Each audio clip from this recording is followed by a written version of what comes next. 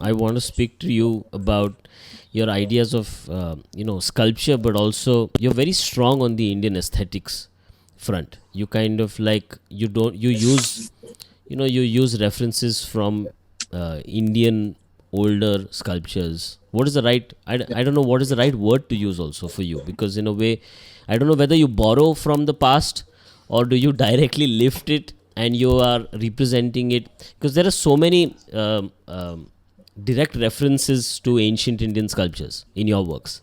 Yeah, yeah, So I just yeah. want to ask you Uh, upfront, without mincing any words. You are see, you are copying, or you are lifting off, or you are advancing the Indian sculptural language. yeah, there's one point you said advancing. So I think many people use Indian sculptures, Yeah, but they are thinking it as a kitsch yeah, or a pop art. Yeah. So yeah, I'm not doing that. yeah, I respect the ancient sculptures, and what I do is from their own concept, I try to kind of understand and improvise. but are you always trying to connect with the newer viewer, or are you doing this just for yourself? Do you care about? See, the thing is, there is a huge industry which makes yesterday made antiques. Yeah, Yesterday made antiques. yes, So it means they are doing a look-alike antique, yeah, which where I'm very much interested. you are So interested. how? Yeah, yeah. In the sense like you have an old technology, Yeah, and then to copy that technology, you use an technology which is a very cheaper, which is a quick, yeah, which is a illusion, yeah.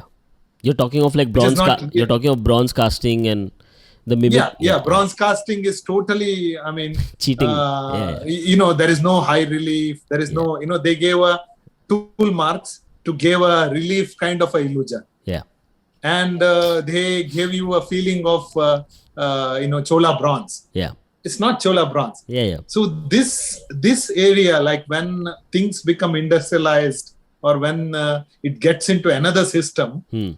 so how editing happens, Yeah, how those absurdity comes in to the language is very interesting. yeah, Those elements I'm using in my language. Or let's say, for example, you take Indian sculpture or an Indian toy yeah, or an Western toy. Both are machine made, yeah. but Indian toy, I call it hand machine made, Hand machine. because there is an excess the mold thing where some excess coming out, Yeah, or it's you feel it's something handmade, but it is half machine made. yeah. But don't you see that? So Don't you see that as bad? now, Don't you see that as bad quality production in India, and it reflects badly on Indian production quality? that's the quality I want to use in my language. Why? Why It is it is important? naturally Why is it important naturally to? Why is it important to like?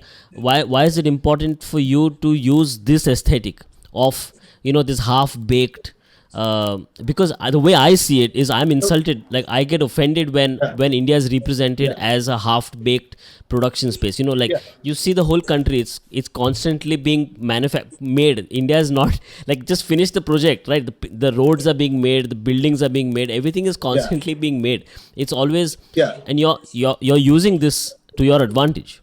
So yeah, uh, yeah. how? So artists are a reflection of present Yeah, situation, yeah, right? yeah, And it has to be honestly, you yes, have to represent. yes, And second thing, now you constantly see this quality, then what to do with this quality positively as an artist. yeah, So I started thinking positively, and how, if you take old coins, if you are punched coins, they don't punch in the center. yeah, Little shift is there. yeah, So you get an character over there.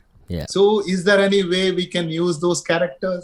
Is the question mark. yeah, And now, you can't change the world.